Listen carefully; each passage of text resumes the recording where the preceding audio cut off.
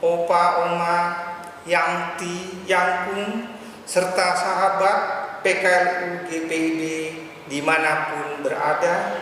Selamat pagi, Shalom.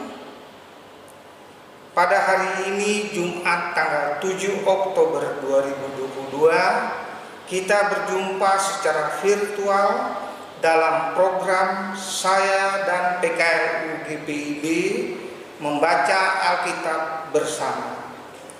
Perkenalkan, nama saya Roni Sultan Umar dari GPIB Jemaat Efata Semarang.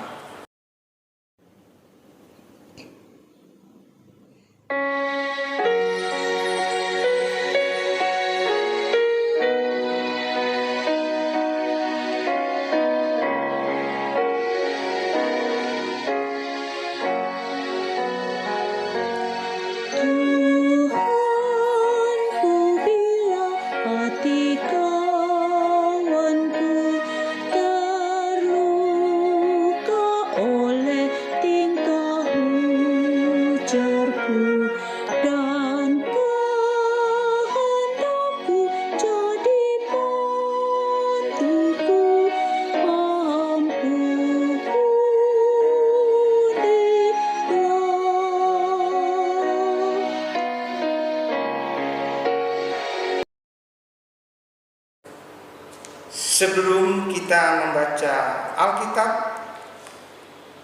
mari kita berdoa mohon pimpinan Roh Kudus. Kita berdoa.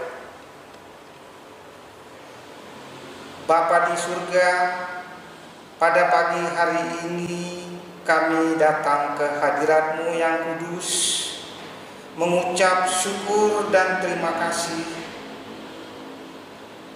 atas pemeliharaan Bapa kepada kami, warga PKLU dimanapun berada. Bentar lagi kami akan baca firman Tuhan. Kuasai hati dan pikiran kami dengan kuasa Roh Kudus, agar firman yang kami baca, kami renungkan, dapat kami mengerti dan memahami. Bersabdalah ya Tuhan, sebab kami sudah siap untuk mendengarnya. Amin.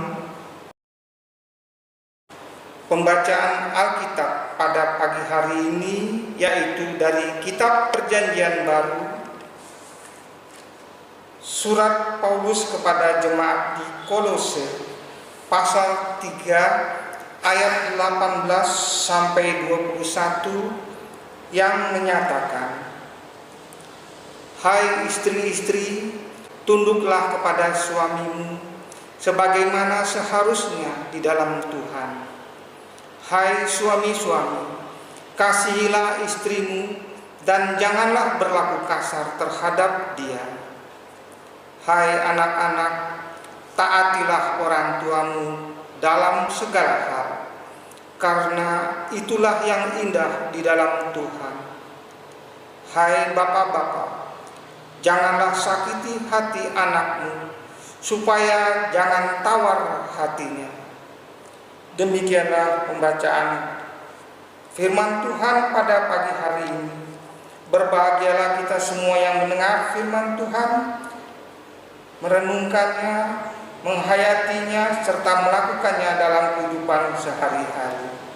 Haleluya.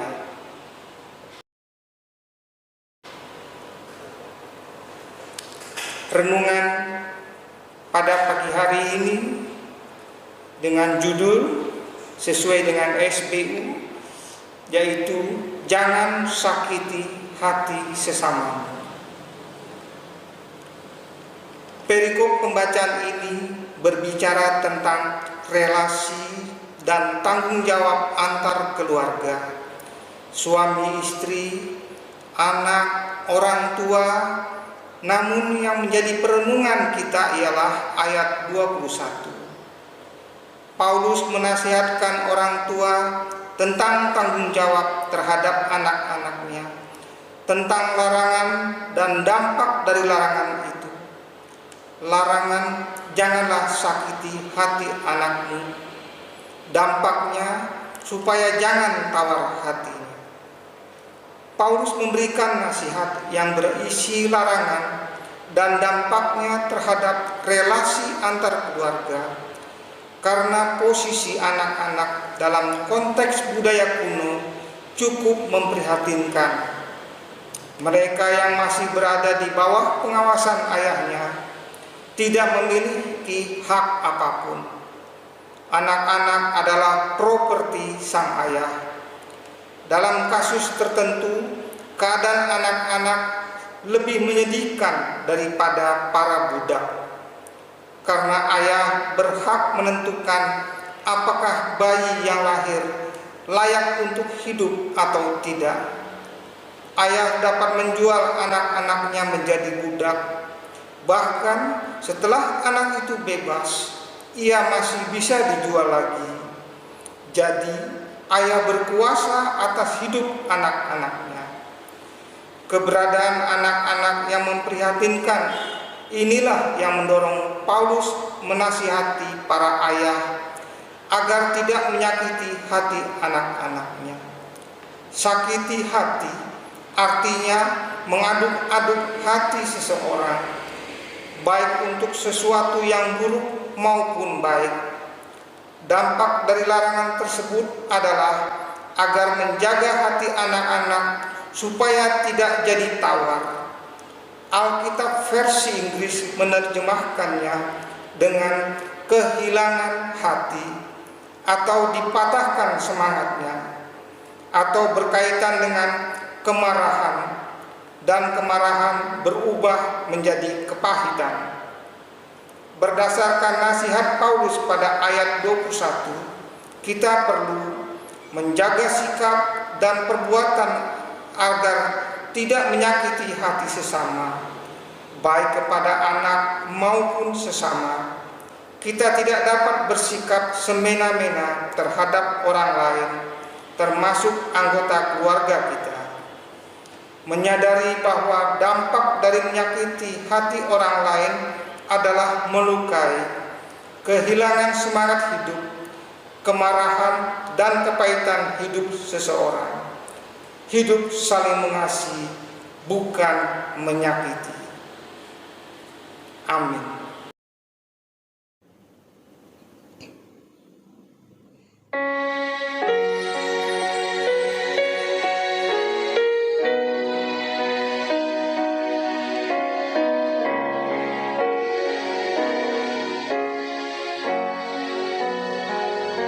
Jikalau tuturku tak semena dan aku tolak orang berkesah, pikiran dan tuturku bercela,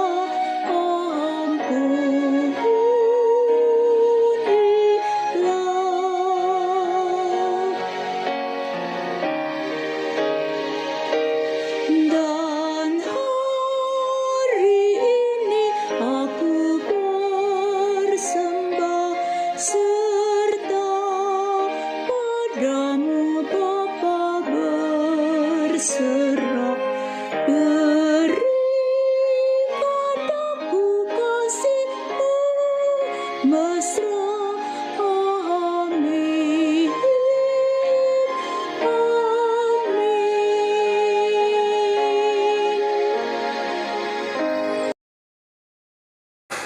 Mari kita bersatu dalam doa syafaat. Kita berdoa.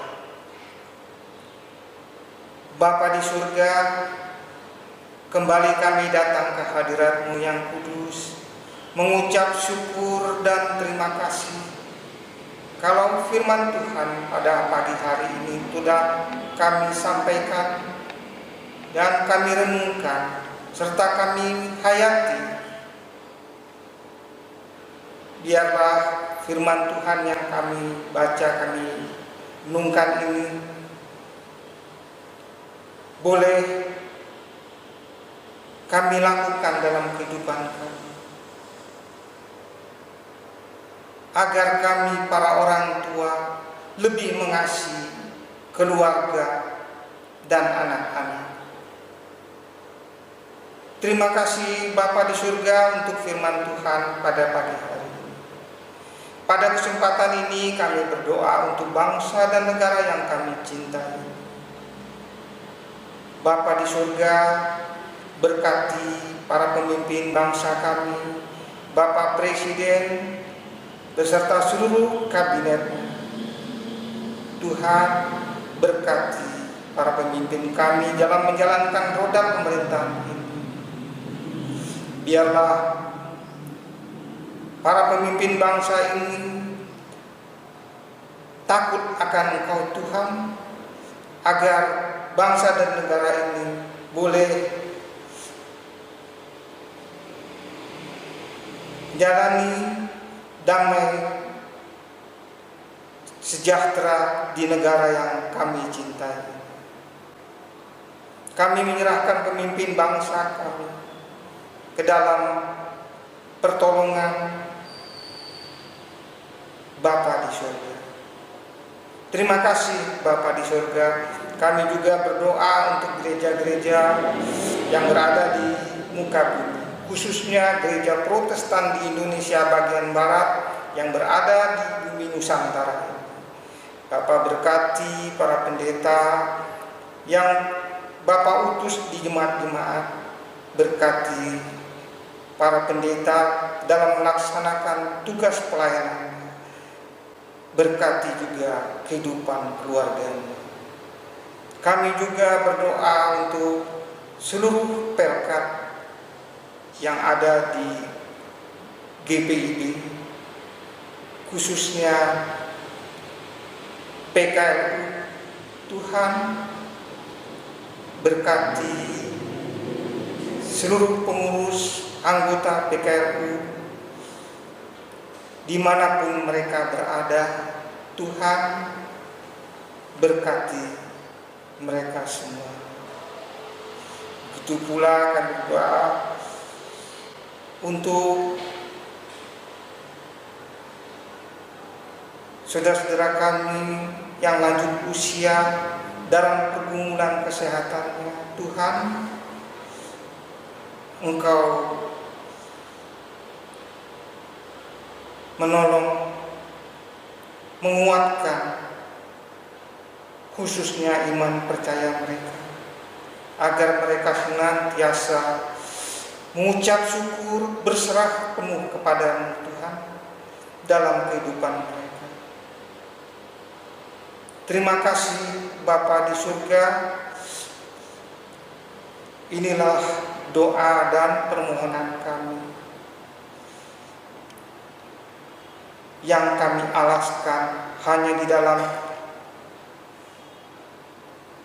nama Tuhan Yesus Kristus yang telah mengajar kami berdoa bersama-sama. Bapa kami yang ada di surga, dikuduskanlah nama-Mu, datanglah kerajaan-Mu, jadilah kehendak-Mu di bumi seperti surga. Berilah kami pada hari ini makanan kami yang secukupnya, dan ampunilah kami akan kesalahan kami, seperti kami juga mengampuni orang yang bersalah kepada kami. Dan janganlah membawa kami ke dalam pencobaan, tetapi lepaskanlah kami daripada yang jahat.